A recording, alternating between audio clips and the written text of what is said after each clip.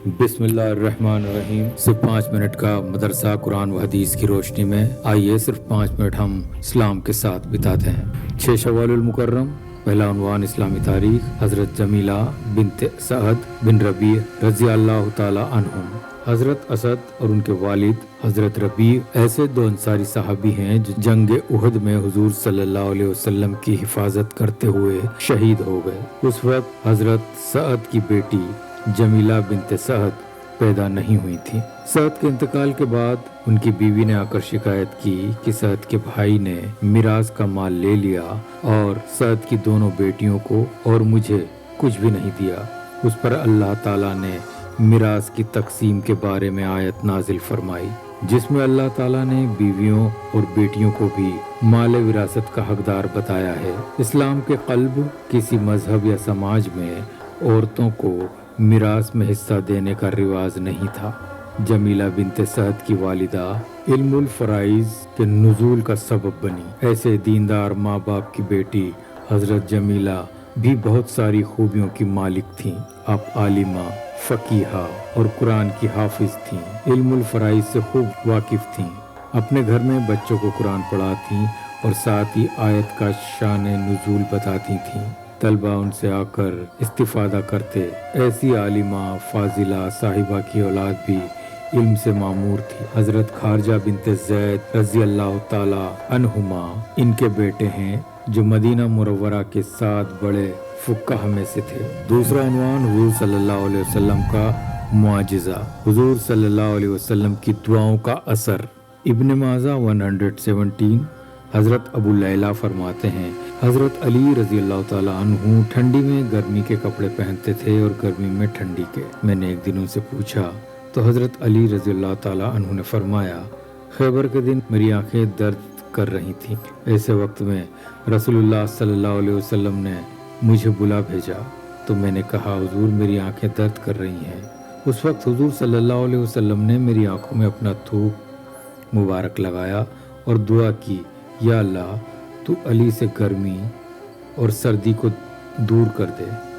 چنانچہ اس دن سے مجھے گرمی اور سردی کا احساس نہیں ہوا۔ ابن ماجہ 117۔ ایک فرض کے بارے میں دینی علم حاصل کرنا ضروری ہے۔ رسول اللہ صلی اللہ علیہ وسلم نے فرمایا، دینی علم حاصل کرنا ہر مسلمان پر فرض ہے۔ ابن ماجہ 224 انس بن مالک رضی اللہ تعالی عنہ۔ ایک سنت کے بارے میں ہر طرح کی پریشانی سے چھٹکارا۔ رسول اللہ صلی اللہ علیہ وسلم کو جب کوئی بے چینی یا تکلیف پیش آتی تو آپ صلی اللہ علیہ وسلم یہ دعا پڑھتے۔ بخاری شریف 6346 ابن عباس رضی اللہ تعالیٰ عنہ۔ ایک اہم عمل کی فضیلت، شہادت کی موت مانگنا۔ رسول اللہ صلی اللہ علیہ وسلم نے فرمایا، جو شخص سچی طلب کے ساتھ اللہ تعالیٰ سے شہادت کی موت مانگتا ہے تو اللہ تعالیٰ اسے شہیدوں کے درجے تک پہنچا دیتا ہے، چاہے وہ اپنے بستر پر ہی مرا ہو۔ مستدرک 2412 سہل بن حسیف رضی اللہ تعالیٰ عنہ۔ ایک گناہ کے بارے میں، حلال کو حرام سمجھنا گناہ ہے۔ قرآن میں اللہ تعالیٰ فرماتے ہیں کہ ایمان والو، اللہ نے تمہارے لیے جو پاک و لذیذ چیزیں حلال کی ہیں ان کو اپنے اوپر حرام نہ کیا کرو اور شرعی حدود سے آگے مت بڑھو، بے شک اللہ تعالیٰ حد سے آگے بڑھنے والوں کو پسند نہیں کرتا۔ سورہ مائدہ 87۔ دنیا کے بارے میں، نعمت دینے میں اللہ کا قانون۔ قرآن میں اللہ تعالیٰ فرماتا ہے، اللہ جب کسی قوم کو کوئی نعمت عطا کرتا ہے تو اس نعمت کو اس وقت تک نہیں بدلتا جب تک وہ لوگ خود اپنی حالت نہ بدل دیں۔ یقیناً اللہ تعالیٰ بڑا سننے والا اور جاننے والا ہے۔ سورہ انفال 53۔